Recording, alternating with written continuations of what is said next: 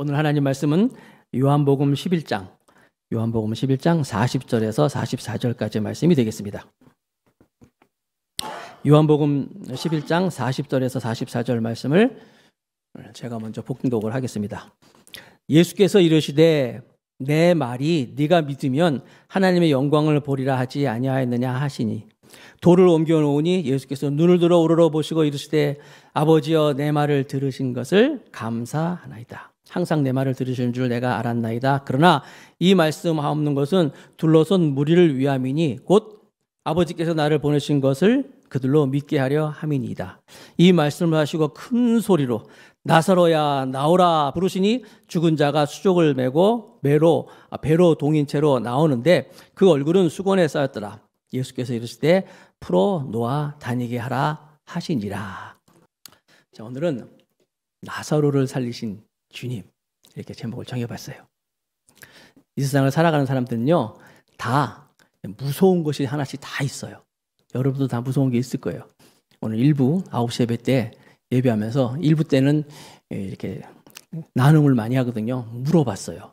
여러분들 뭐가 무서워요? 라고 물어봤더니 한 분은 권사님인데 우리 딸이 무서워요. 그래요.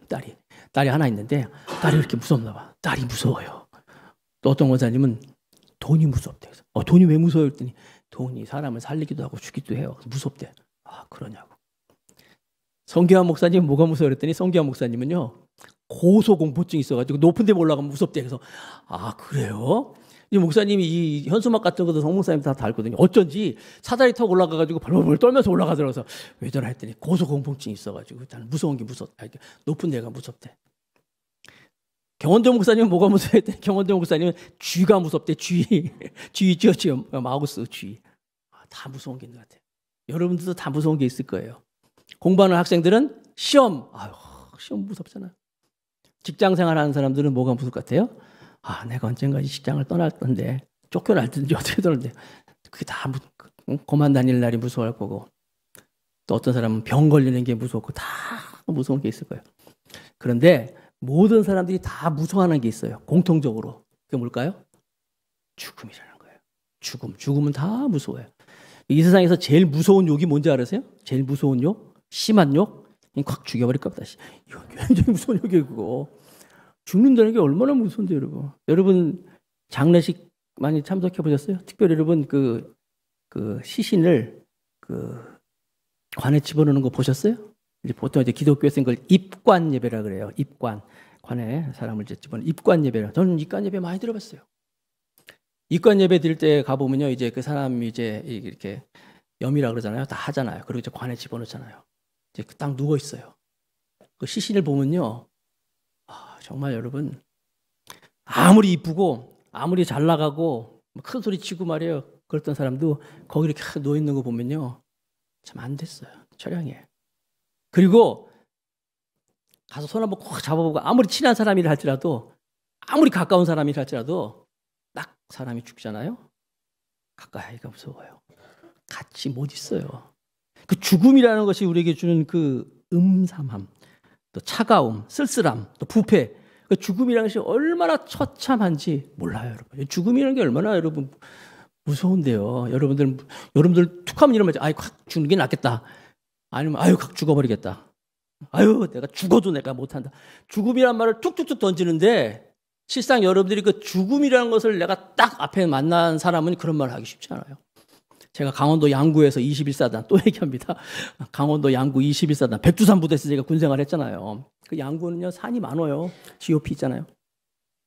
거기서 제가 차를 타고 구른 적이 있어요. 제가 탄 차가. 그러니까 목회를 잘하려면 별 경험 다 해봐야 돼, 하여튼.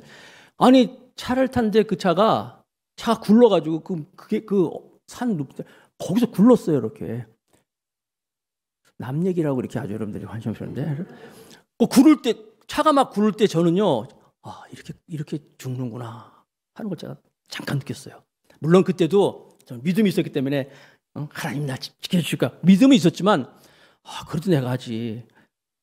정말 결혼 생활한 지 얼마 되지도 않았고 말이야. 아직 신혼생활 제대로 누리지도 못했는데, 이렇게 죽으면 안 되는데 하는 아쉬움도 있고, 이렇게 죽는 거 아닌가? 했어요. 근데 다행히 이제 그게 다치지 않고 이제 제가 살아났지만, 여러분, 살아있다고 하는 건 이건 정말 하나님이 우리에게 주시는 큰 은혜고 감사해요. 그 다음부터는 함부로 죽는 게 낫겠다 이런 소리 안 해. 죽어버리겠다 이런 소리 안 해요. 여러분도 마찬가지. 죽음이라는 것은, 사실 죽음이 우리에게 왜 왔냐면, 에덴 동산에서 하나님 우리를 처음에 창조하실 때는 죽음이라는 게 없었어요. 거기에는 선악과가 있었고 동산 가운데 또 생명나무라는 게 있었어요. 생명나무가 있어가지고 우리가 생명나무를 먹으면서 죽지 않는 존재였는데, 우리가 죄를 졌잖아요. 죄가 우리 안에 들어왔잖아요. 네가 정령 죽으리라. 그래서 우리가 죽는다는 것, 그러니까 우리가 죽는다는 이 사실 하나만으로 해도 하나님은 살아계신 걸 알 수 있는 거예요. 죽음이 우리 가운데 들어왔단 말이에요. 이 죽음이 우리에게 주는 공포, 이건 굉장한 거예요. 그런데 오늘 설교 제목이 나사로를 살리신 주님이라는 거예요. 이 죽음을 이기신, 죽음보다 더 강한 예수님의 능력을 보여주고 있는 말씀이라는 거예요. 예수님이 나사로를 살려서 수많은 사람들이 예수님을 믿게 됐어요. 성경에 보니까 많은 사람, 죽은 나사로가 살아났구나. 그래서 많은 사람이 주께로 돌아왔어요. 반면에 이 일로 해서 예수님이 또 죽게 된 거예요.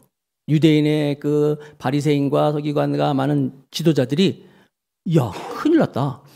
이거 예수 믿는 사람 그렇지 않아도 많은데 더 많이 믿게 되겠네. 빨리 죽여야 되겠다. 그래가지고 요한복음 11장이잖아요. 12장서부터 보면 본격적으로 그들이 예수님을 죽이는 것을 모의합니다. 모여서.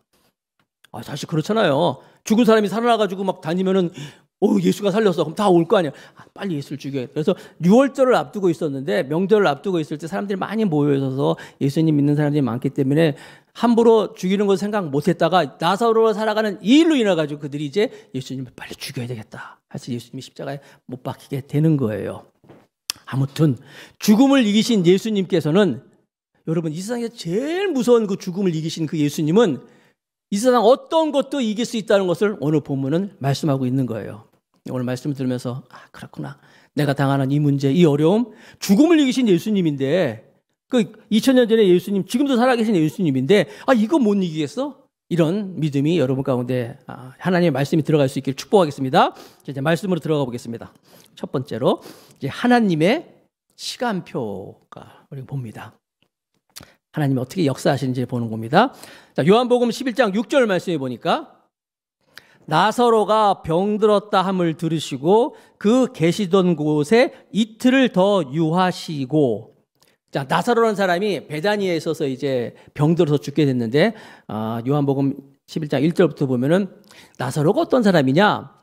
예수님의 아주 친한 사람이라는 걸 얘기해 주고, 나사로의 동생은 둘이 있는데 마르다와 마리아가 있었어요. 그 마리아 같은 경우는 요한복음 11장 1절 2절에 보면 나와 있는 것처럼 예수님께 옥합을 깨트린, 향유 옥합을 깨트린 여인이라고 나와 있어요. 그 향유 옥합 값이 300데라리온이라고 하거든요. 300데라리온. 300데라리온은 한 데라리온이 한 사람의 하루 일당이에요. 하루 임금. 그 300데라리온이면 거의 1년치 아니에요. 356일이라도 우리가 356일 다 일 안 하고 한 300일 일한다고 치면, 그 1년 연봉 되는, 1년 연봉이 되는 그 많은 귀한 옥합을 주님 앞에서 딱 깨트리고 이제 예수님을 위해서 향유에 발에 붓고 머리카락을 이렇게 막 씻는 게 나오잖아요.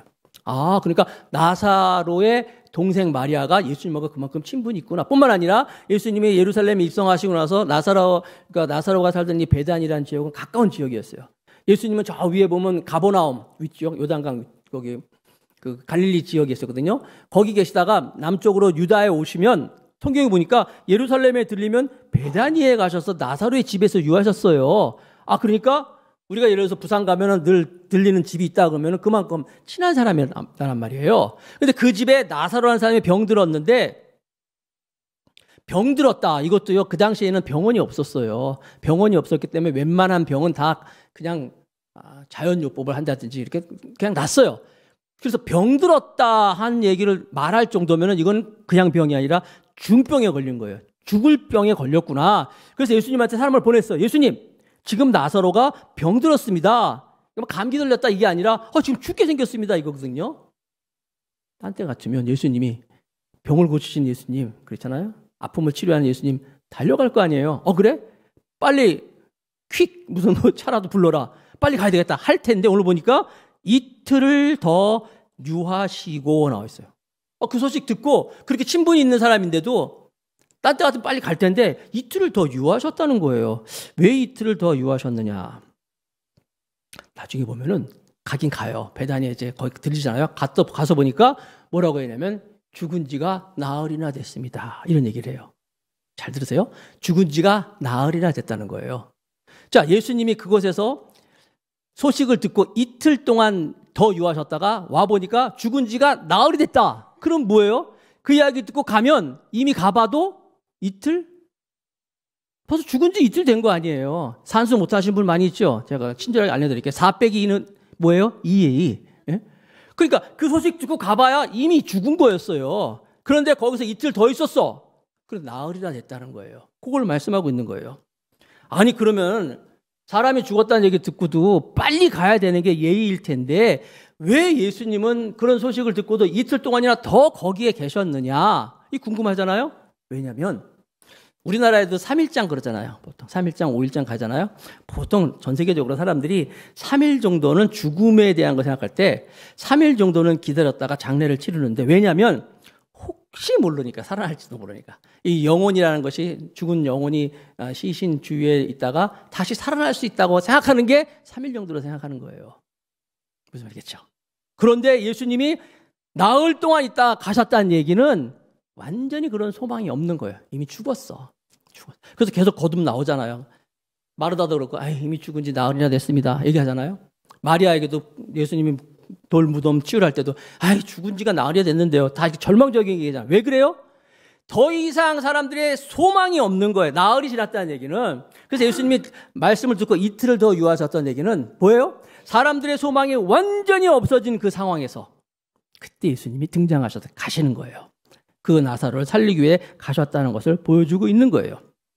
가셔서 예수님이 가보니까 사람들이 막 울고 있잖아요. 울고 있고 막 비통해하는 모습을 보면서 예수님의 마음이 어땠냐면 요한복음 11장 33절 오늘 말씀해 보면 예수께서 그가 우는 것과 또 함께 온 유대인들이 우는 것을 보시고 심령의 비통이 여기시고 불쌍히 여기사.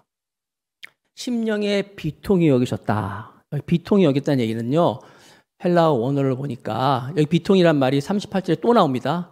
또다시 그의 마음에 심령이 비통하여 2번이나 심령이 비통이 여겼다는 말씀이 나오는데 그 뜻은 뭐냐면요. 이 비통이라는 말로 번역된 이 말의 뜻은 원래 원어 뜻은 말이 타고 다니는 말입니다. 말하는 말이 아니라 타고 다니는 말이 콧김을 막 내면서 막 승질 부리는 거 있죠. 막 화내는 거. 막 씩씩거리는 거 있잖아요. 그걸 표현하는 거예요. 비통이 여겼다는 것은 말이 콧김을 내빼듯이 어떤 현상에 대한 격한 분노와 슬픔을 어쩔 줄 몰라 하는 것이 이 비통이라는 뜻이에요. 무슨 얘기냐면 예수님이 지금 마리아가 우는 것 보고 마리아가 말하다가 우는 걸 보고 막 비통이 여기고 또 사람들이 막 우는 것을 보고 병든 자도 고친 사람이 오시면 고칠 수 있었는데 왜 못 고쳤지? 막 이런 말 하면서 하는 걸 보면서 예수님이 막 비통이 여기는 거예요. 화를 말이 막 콧김을 내면서 화나듯이 이렇게 생각하면 돼요. 여러분의 자녀가 사랑하는 자녀가 내가 너무 이뻐하는 자녀가 밖에 나가서 두들겨 맞고 들어왔어. 누구한테 맞고 들어왔어요. 그럼 여러분 어떻게 하겠어요? 잘 맞았다 이런 사람 없잖아요. 화나잖아요. 그 마음을 막 증폭시키고 확장한 게 지금 예수님의 마음이에요. 사람들이 죽음 앞에서 슬퍼하고 있고 사람들이 죽음 앞에서 예수님의 오실 수 있으면 고칠 수 있었는데 이런 소리 하는 거 할 때 막 화가 나시는 거예요. 뭐에 대한 화입니까? 이 죄에 대한 화. 그러니까 죄가 들어옴으로 말미암아 죽음이 왔잖아요. 이 죽음에 대한 분노, 화내심. 그리고 또 하나 이 죽음 앞에서 무력한 힘없는 이 인간들 사람들의 이 슬픔을 보면서 또 화가 나시는 거예요. 막 화가 나셨어요. 이 죽음이 앞에서 이렇게 무력한 인간들을 보면서 이 죽음이라는 이 죄에서 오는 걸 보면서 하나님 화가 나서 하나님 하신 일이 뭐예요? 바로 나사로를 살려버리는 거예요. 두고 봐라 이거예요. 이놈의 죽음 내가 박살내버리겠다. 가만 안 두겠다. 이게 예수님의 마음이에요. 이게 지금 본문에 담겨져 있는 거예요. 아셨죠? 그 나중에 예수님이 나사로를 살려버리잖아요. 자, 계속 봅니다. 3절 말씀해 보니까 요한복음 11장 3절에 이에 그 누이들이 예수께 사람을 보내어 이르되 주여 보시옵소서 사랑하시는 자가 병들었나이다 하니 사람을 통해서 전달한 거 예수님한테 예수님 나사로가 지금 병들었습니다 하는데 나사로를 어떻게 표현했냐면 사랑하시는 예수님이 사랑하시는 자가 병들었나이다. 자, 여러분 질문하겠습니다. 여러분 하나님이 여러분을 사랑하십니까? 대답 안 하시는 분들은 예수님이 하나님이 여러분 미워하셔요? 하나님 우리 사랑하시잖아요. 그렇죠? 믿습니까? 하나님은 사랑이심이라. 중요한 건 하나님이 사랑하시는 자가 병들었나이다. 사랑하시는 사람도 병이 들어요. 하나님이 사랑하는 자도 아플 수 있어요.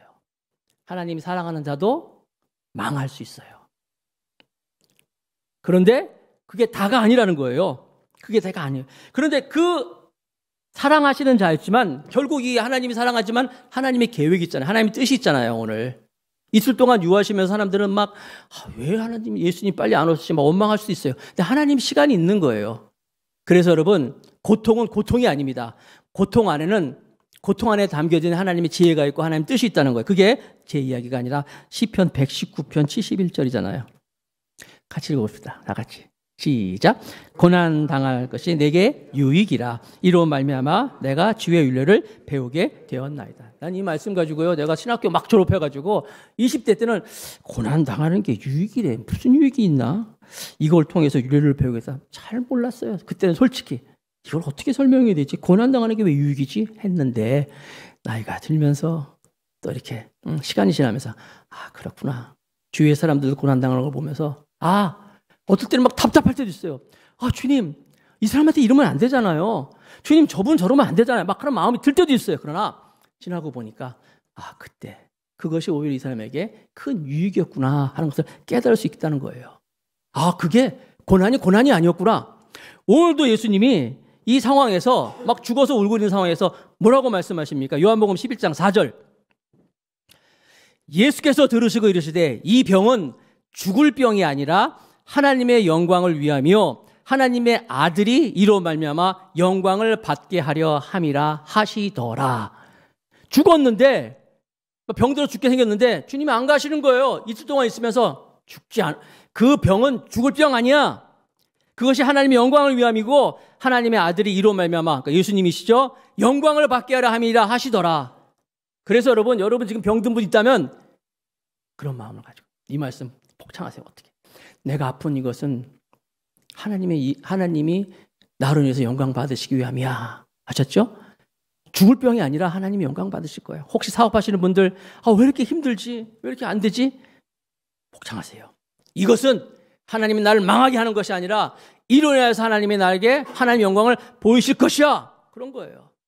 이런 말씀을 여러분의 말씀을 믿으시길 바랍니다. 예수님은 빨리 좀 가가지고 고쳐지기를 원하는데 사람들이 예수님은 이틀 동안 유하시고 다 죽을 때까지 기다리셨어요. 이게 하나님의 스케줄이라는 거예요. 하나님의 때가 있다는 거예요. 왜 하나님이 여러분들에게 이렇게 어려움을 주고 빨리 좀 응답해 주셨는데 응답 안 해주시고 할까요? 아직 때가 안 됐기 때문이에요. 만약에 때가 되면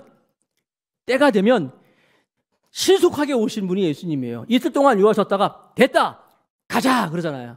나흘이 지났잖아요. 가자 하잖아요. 마찬가지예요. 여러분들이 이제 하나님의 때가 되면 여러분이 하나님 은혜 받을 때가 되면 하나님의 복 받을 때가 되면 하나님은 절대로 지체하시는 분이 아니에요. 곧바로 오시는 하나님이라는 거예요.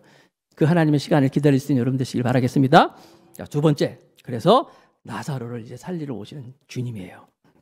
예수님이 나흘이 지나다면 이제 가자 그랬어요. 가자 그랬더니 제자들이 막 놀라는 거예요. 예수님, 여기 앞부분에 오늘 본문에 읽지 않았지만 거기 또 갑니까? 거기 방금 전에 예수님 막 돌로 쳐 죽이려고 한 사람들이 그랬던 아닙니까? 그러니까 그 당시 그 동네 분위기였어요. 예수님이 오면 죽이려고 하는 그 바리새인들 그런 분위기도 있었고, 목사님, 예수님 가면 안 돼요. 라고 하는 거예요. 지금 그 나사로 하나 때문에 우리가 거기 또 죽음의 그곳으로 가야 됩니까? 하고 제자들이 막 말릴 때 예수님이 하신 말씀. 요한복음 11장 9절 10절 말씀이에요. 제가 읽을게요. 예수께서 대답하시되 낮이 12시간이 아니냐. 사람이 낮에 다니면 이 세상의 빛을 봄으로 실족하지 아니하고 밤에 다니면 빛이 그 사람 안에 없는 거로 실족하느니라. 자, 지난주에 제가 이스라엘 유대인들이 가지고 있는 낮, 밤에 대한 개념을 제가 설명해 드렸어요. 밤 그러면 오후, 저녁부터 다음날 아침 6시까지로 했어요. 12시간. 그렇죠? 그 4경이라고 했잖아요. 나눴다. 1경, 2경, 3경, 4경 나눴더랬잖아요. 마찬가지로 낮도 마찬가지예요. 아침 6시서부터 밤 6시까지가 낮이에요. 이렇게 또 나눠줄 수 있는 거예요. 예수님이 그 말씀하시는 거예요. 낮이 12시간이 아니냐. 낮에 다니면 빛이 있으므로 사람들이 실족지 아니하지만 밤에 다니면 그 사람이 빛이 없으므로 실족하게 된다. 여기서 빛은 뭐예요? 낮은 뭐예요? 하나님의 임재예요. 하나님의 임재하심, 하나님의 함께하심. 하나님의 임재가 있으면, 하나님의 함께하시면 어딜 가든지 실족하지 않지만 반대로 하나님이 없으면 실족하게 된다는 거예요. 지금 예수님은 거기 위협하고 있지만 사람들이 죽으려고 하지만 하나님의 뜻이 거기에 있어. 하나님의 임재가 있으니까 간다는 거예요. 그것으로 반대로 아무리 내가 그것이 뭐 내가 하고 싶은 일이고 사람들이 바라는 거지만 하나님의 임재가 없으면 반드시 실족하게 된다는 거예요. 그래서 여러분들이 나의 삶 가운데서 하나님의 임재가 있는가, 하나님의 뜻이 있는가, 내가 하나님 안에 붙어 있는가, 요걸 생각해 보면 어렵고 힘들더라도 선택해야 돼요. 반드시 거기에는 하나님의 빛이 있기 때문에, 빛이 백업으로 다 지켜주기 때문에 나는 실족하지 않는다. 이게 우리의 판단의 기준이 될 수 있는 거예요. 그래서 예수님은 가시는 거예요. 베다니로 가시는 거예요. 가셨어요. 가셔가지고 이제 만납니다. 첫 번째 이제 마리아는 아직 집에 있고 마르다가 먼저 튀어와가지고 예수님이 인사하잖아요. 예수님이 계셨다면 우리 오빠 죽지 않았을 텐데 예수님이 이제 오십니까? 하잖아요. 그때 예수님 말씀하십니다. 요한복음 11장 23절. 예수께서 이르시되 내 오라비가 다시 살아나리라. 와, 세셔. 아니 지금 막 오빠가 죽어가지고 막 슬픔에 잠겨있는 이 마르다가 왔더니 예수님이 하시는 말씀이 어휴, 얼마나 힘들었어? 힘들지? 그래, 하나님이 널 은혜 베푸셔. 이게 아니라 그냥 단박에 한방에 울고 있는 마르다에게 내 오라비가 다시 살아나리라. 여러분, 이게 기독교예요. 기독교는 어줍잖아요. 이게 무슨 연민의 종교가 아닙니다. 그냥 적당히 위로해주고 그게 아니에요. 우리의 핵심을 찔러버리는 거예요. 네게 필요한 것이 뭐냐? 네가 지금 너에게 지금 일어날 하나님의 일은 무엇이냐? 오빠가 살아나는 일이라는 거예요. 다시 살아날 것이다. 그러니까 이 마르다가 물론 주님 나중에 하나님 다시 임재하시면 그때 다 살아나겠죠. 이런 얘기를 하는 거예요. 무슨 얘기예요? 알지요. 나중에 다 우리가 다 살아나는 거 알고 있죠. 예수님이 아무리 그렇게 말씀하셔도 지금 내 상황하고는 상관없어요. 요거 얘기하는 거예요. 한번 따라합시다. 신앙이네, 불신앙. 다시 한번 신앙이네, 불신앙. 이게 뭐냐면요, 믿는다 하면서도 안 믿는 거야. 믿는다 하면서 안 믿는 거. 예수님의 말씀이 들리는데 살아난다 그러는데 알지요. 그러나 나하고는 상관없지요. 오늘도 여러분에게 목사님 설교 선포하는데 저 말씀은 다 목사님이 설교를 하신 말씀이지. 맞아. 다 맞는. 그러나 나는 상관없어. 이게 신앙인의 불신앙이라니까요. 마르다가 지금 신앙인의 불신앙을 얘기하고 있는 거예요. 그러니까 예수님이 놀라운 말씀을 하시잖아요. 무슨 말씀? 아주 유명한 말씀. 요한복음 11장 25절 26절 다 같이 유명한 말씀. 시작. 예수께서 이르시되 나는 부활이요 생명이니 나를 믿는 자는 죽어도 살겠고 무릇 살아서 나를 믿는 자는 영원히 죽지 아니하리라 하리니 이것을 네가 믿느냐? 많이 들었죠, 여러분? 나를 믿는 자는 죽어도 살겠고 살아서 믿는 자는 영원히 죽지 아니하리라. 이게 무슨 말이야? 이게 무슨 뜻입니까? 자, 잘 설명할 테니까 잘 들으세요. 자, 사람이 태어났습니다. 2번 태어나면 1번 죽어요. 1번 태어나면 2번 죽어요. 목사님 설교가 더 어렵네. 잘 설명하는데 무슨 말인지 모르겠어요. 2번 태어나면 1번 죽고 1번 태어나면 2번 죽어요. 그 말씀이에요. 무슨 말인지 모르겠어요? 자, 인간이 태어났습니다. 1번 태어났죠? 우리 태어났잖아요, 다. 태어났는데 우리가 또 태어나요. 2번 태어나는 거예요. 중생이라 그래요. 중생. 내가 살아가다가 예수님을 믿고 예수님을 나의 구세주로 믿고 다시 내가 태어나는 거예요. 그러니까 니고데모가 어떻게 다시 태어날 수 있습니까? 엄마 뱃속에 다시 들어갑니까? 요딴 소리 하잖아. 뭔지 못 알아듣니까. 저는 선생이면서 그것은 무슨 말인지 모르냐. 우리는 2번 태어나는 거예요. 우리가 예수님을 믿으면 예수님을 나의 구세주로 영접하면 중생한 2번 태어나는 거예요. 아까 말했죠. 2번 태어나면 몇 번 죽어요? 1번 죽어요. 1번밖에 안 죽어요. 2번 태어나면 1번밖에 안 죽어요. 우리가 죽으면 그게 끝이 아니에요. 영원히 살아가요. 그러나 1번 태어나면 몇 번 죽는다고요? 2번 죽는다 그랬어요. 이 세상에 태어나 사는 사람들, 중생이 없는 사람들은요, 생명의 끊어짐으로 1번 죽고 심판대 앞에서 또 죽어요. 2번째 사망이라고 했잖아요. 2번째 사망. 그걸 말씀하고 있는 거예요. 내가 뭐냐고? 나는 부활이요 생명이니 나로 믿는 자는 죽어도 살겠고 살아서 믿는 자는 영원히 죽지 아니하니라. 주님이 우리의 생명이 되기 때문에 이 세상에서 우리가 죽으면 한 번 죽는 것도 끝났지 거 영원히 살 수 있는 거지만 예수님이 생명이 되지 않는 사람은 이 세상에서 죽음으로 한 번 죽고 또 죽는 거, 영원히 살지 못한다는 거예요. 또 죽는다는 거예요. 그걸 말씀하고 있는 거예요. 그래서 우리가 하나님의 말씀 앞에서 우리는 생명이 되신 예수님이 나의 구세주가 될 수 있어야 돼요. 사랑하는 성도 여러분, 예수님은 나는 부활이요 생명이라고 예수님이 다른 절차 필요 없어요. 그냥 내가 누군가를 선포하심으로 나사로를 살려버립니다. 그리고 아시는 것처럼 무덤에 죽어있는 나사로를 살려요. 살릴 때 두 가지 방법 쓰시죠. 적용입니다. 첫 번째, 세 번째. 그러니까 적용 첫 번째지만 이제 본론은 세 번째, 장애물을 제거하라는 거예요. 39절. 요한복음 11장 39절. 제가 읽겠습니다. 예수께서 이르시되 돌을 옮겨 놓으라 하시니 그 죽은 자의 누이 마르다가 이르되 주여 죽은 지가 날이나 되었음에 벌써 냄새가 나나이다. 예수님이 나사로를 살리는데 돌을 옮겨 놓으라 했어요. 유대인들의 무덤은 우리나라 같이 이렇게 땅에 시신을 넣고 매장하는 게 아닙니다. 거기는 이제 굴을 파요. 굴을 파가지고 굴 안에다가 이제 시신을 이렇게 안치를 해. 그리고 그 앞에 돌로 막아놔요. 무슨 말이겠죠? 그래서 무덤이 공동묘도 있고 이제 개인묘도 있어요. 아리마대 요셉이라는 사람이 자기가 죽으면 쓰려고 이제 좋은 묘를 준비해놨단 말이에요. 근데 예수님이 죽었을 때 예수님을 자기 묘에 대신 이렇게 시신을 안치하잖아요. 그런 얘기가 나오잖아요. 그런 것처럼 이제 묘가 그렇게 형성이 돼 있는 거예요. 그러니까 돌을 막는 이유는 이제 짐승들이 못 들게 하고 하여튼 출입을 막게 하는 건데, 그래서 거기서 이제 한 1년 정도 이제 시신을 놔뒀다가 이제 시신이 다 썩으면은 이제 그걸 이제 추려가지고 다시 옮겨놓고 하는 게 이게 바로 이제 유대인들의 장례법인데, 돌을 치우라는 거예요.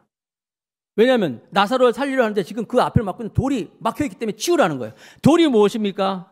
돌은 죽음과 생명 사이에 놓이는 장애물이에요. 아까도 말씀드렸던 죄가 뭐 때문에 들어왔다고? 아니, 죽음이 무엇 때문에 들어왔다고요? 이 죄로 말미암아 우리가 들어왔단 말이에요. 우리 안에 있는 하나님과 우리 사이에 걸림돌이 되는 이 돌 치워야 돼요. 치울 때 하나님의 말씀이 선포되고 생명이 살아난다는 거예요. 또 돌은 우리의 우상이 될 수 있어요. 우상. 내가 하나님 외에 사랑하는 것도 이게 돌이 될 수 있어요. 또 돌은 우리 안에 살아있는 이 시퍼렇게 살아있는 이 나 자신, 나밖에 모르는 하나님이 나의 생명이 되시고 하나님이 나의 주인이 되셨는데 내가 또 나의 이 교만과 자기중심적인 독성과 이것이 돌이 될 수 있다는 거예요. 하나님의 말씀이 들어가서 나사로가 살리면 돌을 치우라 그랬어요. 올 한 해 여러분들이 하나님의 말씀이 살아있는 역사로 또 부활의 역사로 여러분 삶 가운데 살아있는 말씀이 되기 위해서는요, 내 하나님과 나 사이에 거림돌이 되는 이 돌을 치워야 돼요. 치우지 않고는 살아날 수가 없어요. 나는 하나님 말씀이 들어가기 위해서, 하나님 말씀이 선포되기 위해서, 오늘도 이 말씀이 여러분의 심령에 들어가기 위해서 나를 가로막고 있는 하나님과 나 사이에 걸림돌이 이 돌을 치우는 놀라운 역사가 있기를 주님의 이름으로 축복하겠습니다. 돌을 치워야 돼요. 네 번째, 적용으로는 두 번째인데 감사 기도입니다. 감사 기도. 볼까요? 요한복음 11장 41절, 42절. 자, 돌을 옮겨 놓으니, 돌을 옮겼어요. 예수께서 눈을 들어 우러러 보시고 이르시되 아버지여 내 말을 들으신 것을 감사하나이다. 항상 내 말을 들으시는 줄을 내가 알았나이다. 그러니까 예수님의 기도의 특징, 김칫국 보통 먹는 게 예수님의 특징이에요. 예수님은 이미 이제 어떤 일을 행하시기 전에 먼저 하나님이 역사하심을 믿고 의지하면서 하나님께 기도했어요. 예를 들어서 여러분 오병이어의 기적이 있었잖아요. 오병이어, 떡 5덩이와 물고기 2마리를 가지고 이제 그 기적을 일으킬 때도 그걸 딱 가지고 축사하시고 하나님 기도하잖아요. 하나님께 축사하시고. 그게 뭐냐면 하나님께 감사기도 했다는 거예요. 아니 아직 오병이어가 일어나지 않았어요. 그런데 가져온 걸 가지고 하나님께 높이 들면서 하나님께 축사하시고 하나님 감사합니다. 감사합니다 하나님. 무슨 감사예요? 이걸 통해서 역사하실 걸 믿습니다. 감사합니다. 이 감사기도예요. 축사하시는 게. 또 오늘 말씀해 보니까 나사로가 아직 살아나지 않았는데도 눈을 들어 우러러 이르시되 아버지여 내 말을 들으신 것을 감사하나이다. 이미 김칫국부터 드시는 거예요. 살아난 걸 믿고 감사합니다. 항상 내 말을 들으시는 내가 알았나이다. 여러분 그렇습니다. 우리가 하나님 아버지 앞에서 항상 하나님의 역사하심을 믿고 감사하면서 나갈 때 하나님이 우리 기도 중에서 하나님이 역사하셔요. 그래서요, 제가 전에 있던 교회에서는 장로님들이라든지 대표기도 하시는 분들한테 기도에 대해서 이렇게 막 대표 기도를 이렇게 뭐 물론 시간적인 거 다 설명하지만 그러면서 이런 것도 말씀하시더라고. 끝에 항상 감사하십시오라를 집어넣으라는 거예요. 예를 들자면 하나님 오늘도 우리 예배 함께 하심을 믿고 감사드립니다. 감사드립니다. 하나님 아버지 우리 교회 올 한 해도 주님께서 인도해 주시고 믿고 감사드립니다. 하여튼 꼭 그걸 드러낸 거예요. 가만히 생각해보니까 맞는 것 같아. 아직 이루어지지 않았지만 감사하는 거예요. 감사함으로 하나님께 먼저 영화롭게 하는 거예요. 감사로 하나님께 영화로운 자들을 하나님이 기뻐하시잖아요. 예수님이 지금 감사하는 거예요. 오늘도 예수님이 말씀하십니다. 제가 어렸을 때 초등학교 다닐 때 예수님이 말씀하시니 물이 변하여 포도주가 됐네 했잖아요. 예수님이 말씀하시니 죽은 나사로가 살아났도다 이렇게 말씀하셨어요. 죽은 나사로가 살아났도다 그런 찬송을 불렀거든요.